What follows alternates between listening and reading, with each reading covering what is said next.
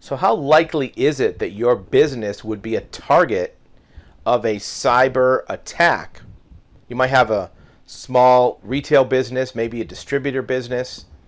You might have a warehouse that processes orders for another company. The issue with cyber attacks anymore is not what type of business you're in, it's if you are vulnerable. And we'll take a look at a couple articles, one featuring an FBI warning for specific companies for cyber attacks. And here's one of the biggest factors. Working from home increases the risk of an attack. The reason why is because if you have employees that are inside your office using computers that are on your network, that are on your server is protected and your network is more likely to have observation and monitoring by an IT person. You're going to have the computer guy. You're going to have the technical person that keeps an eye on your network, protects you from being hacked, protect you from ransomware. But now if you have 15 employees all working from home, none of their computers are within your network. They're using a login. They're using the internet to connect to your server, connect to your CRM. And working from home gives all the hackers a direct access without having to come through your network. What does that do? Well, first, you might think that I'm not a big oil refinery or power grid or some high profile company that the hackers want to get to.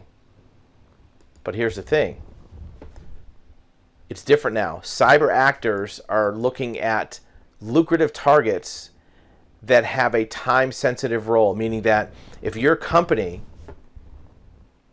has a time-sensitive component to it, this is talking about food processors. And food processors could be a big company, could be a small company. But the reason why a cyber attacker is going to target them is they have a higher willingness to pay because it's time-sensitive. The product has to get out at a certain time. There are consequences for delays. So yeah, if you're a food processing company, you want to take heed that you might be higher risk. However, even if you're not a food processing company, if you're any type of organization or enterprise that has speed of execution as part of the process, medical, shipping, research, laboratory, even certain types of retail has items that can spoil, that has items that get outdated if they're not shipped fast enough. Maybe manufacturing has just-in-time inventory for materials and raw materials. Maybe you have certain programs that are updated on a regular basis. Anything that's time sensitive, which as we all know in business is every business, is a potential target for cyber hackers. And when a cyber criminal has success in an industry with somebody paying a ransom, that type of business is now on the radar. Meaning that if it's a certain SIC code for a company and they send out 500 hacks to companies like that, and they have a higher closing ratio of payments from those companies in that category, now they're going to say, well, wait a minute, this type of business is more likely to pay. Let's go find more of those. And if you happen to be in that business that is in an industry that has had a higher probability of payment, then they're going to be all over your industry. How do you find out? Well, that's where you want to contact your cyber insurance carrier, your broker, your agent, or even the company that underwrites your policy. And you want to ask them what industries are now seeing the highest rates of cyber attacks. And you want to see if you're in that industry. You may also want to ask others in your industry, maybe through a trade organization, colleagues. Maybe there's a conference that has to do with your business, and ask, have you seen a elevated level of cyber attacks? And if so, how did it happen? Did it come from work at home people? Was it from a vendor? Was it from clients? Was it through a certain type of server? That way you'll have knowledge of where to try to prevent these attacks coming into your company. In the long run, no industry is going to be immune. Every type of industry will be a target. What you want to do is know in advance if your particular segment of business has become high profile, has become a target for the hackers. Because here's the thing, they all work together. Even if some are in different countries, some are in different areas of the world, they all interact with each other and share information on the dark web.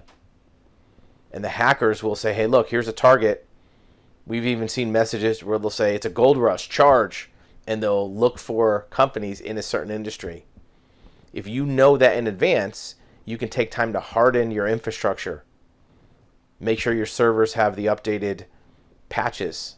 Make sure that there's no open backdoors to your system that don't need a login. Make sure that all of your outside people have the right protection on their machines. And more than anything else, make sure that the logins you're giving only has access to certain things. The other important part is monitoring. Look, when an employee logs in to look up their customer status, they look at one or two records.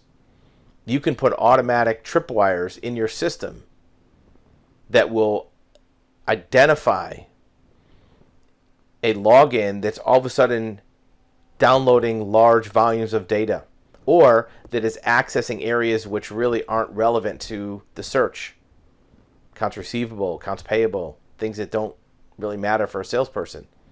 And if you set up those tripwires, you'll know in advance, and you can shut down that access at a moment's notice, or automatically for that matter, because a lot of these happen over weekends or at night. So if you can combine those preventive measures for cyber attacks, knowing what industries are next being targeted, observing your activity for your network and your server, and putting in automatic preventions to certain accesses and breaches, so that even if a pair of human eyes is not watching it like a hawk every second, the system itself can detect suspicious activity and patterns and lock down your system internally so that the hacker doesn't lock it down externally. Because once a hacker locks it down externally, the only way you can get access to it is by paying them. And that's where the expense comes in. Because in the meantime, you're losing business. You're putting your company's goodwill at risk. And customers can go elsewhere. Employees can get concerned about your company's well-being. So small companies are just as vulnerable as large-scale companies. You don't have to be a nuclear power station to be a target for a hacker. You can be a small mom-and-pop company to be equally a target, because the hackers don't really care where the money comes from. They look at who's more probable to pay. Most of the hacks are not any kind of terrorism or any type of state-sponsored war. Most of them are financially motivated. So if you have a financially well-off company, the hackers are going to be looking for you because all they want is money. And you want to avoid being a target and avoid having to pay money if you are randomly attacked in the midst of tens of millions of companies. The roulette wheel lands on you You want to be prepared for it so you don't have to pay a lot of money because your system's already locked down.